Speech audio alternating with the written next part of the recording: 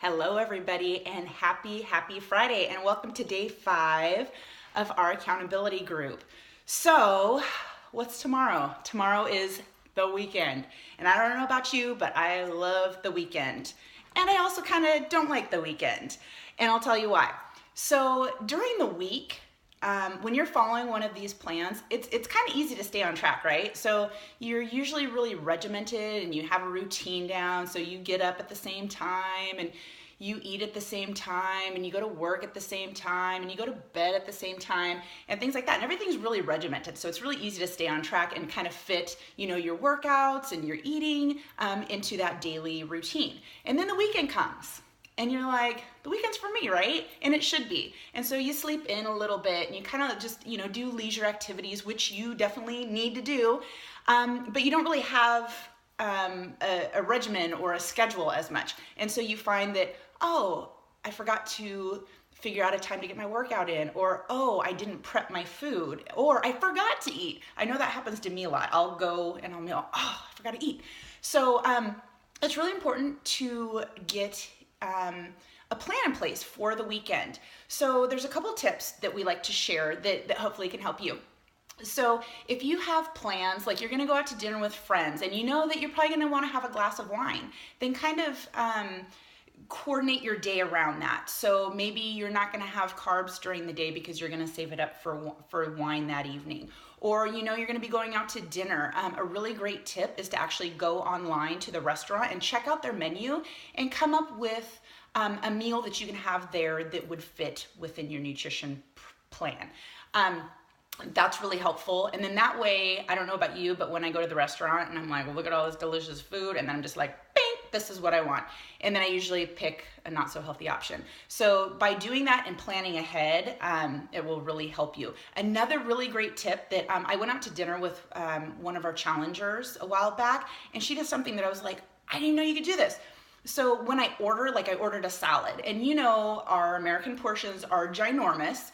So I was able to, or she shared with me, that you're able to actually say, can you just bring out half the serving and box the other half up? So then when your meal comes out to you, you're only getting half the amount and the other half is already boxed up. So bonus, you have another meal, lunch, dinner, whatever for the next day. So I didn't know you can do that, but it's really helpful. And then that way a lot of it's visual. So I don't know about you, but I grew up that I wasn't allowed to be excused from the table until I completed my food. So to this day, I have a hard time leaving anything on my plate.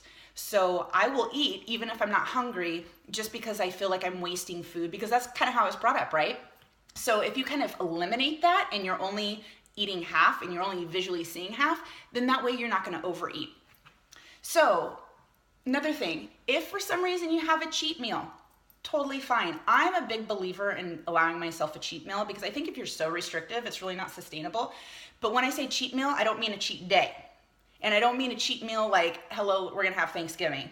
So I'm talking about a cheat meal like, go ahead and have, a couple slices of pizza, or go ahead and have that burger, but then have a salad too. Whatever that is. But it's so easy for us to, a couple things. So easy for us to go, oh gosh, I fell off the wagon. That's it, I'm done. And you give up. Or I'm going to start over again. Well, we're not starting over again. We're just acknowledging what it was. Like, why did you, for one, enjoy that food? You need to be enjoying your food. If like you're an emotional eater, kind of think about why you may have gotten that. Well, were you having a stressful day? Were you happy? Were you sad? Were you whatever? So kind of think about maybe what had caused kind of you to fall off the wagon, and then get back on. And it's as simple as that. I definitely, some of us have kids in sports, so I think it's really important for us to plan and have some snacks handy. So that's going to be things like, package some almonds and some, maybe cut up some vegetables and some fruits and things like that, things that are really portable and easy to go. One tip too, almonds handful, probably about 12 to 15, so not half the container like I used to eat. And I'm like, I'm eating healthy. And then I'm like, oh wow, I just ate like 3,000 calories worth of almonds. So that's a quick tip. Another thing, and I don't know if you knew this, I didn't know this for a long time. So it takes about 3,000, you need to burn about 3,000 calories before you lose a pound. And I don't know about you, but if you look to see what it takes to burn 3,000 calories versus how quickly we can consume 3,000 calories, it's crazy. So always have that in mind when you're consciously eating. So I hope you guys have an amazing weekend. And today I have a little challenge for you guys. I want you guys to post a selfie of your food. Post a selfie of your food. So whether that's your breakfast or your Shakeology or your lunch or snacks or whatever, post it, and maybe post a picture of you eating it, because I do love selfies and I love seeing your faces. But if you're not comfortable with that, then just post a selfie of your food.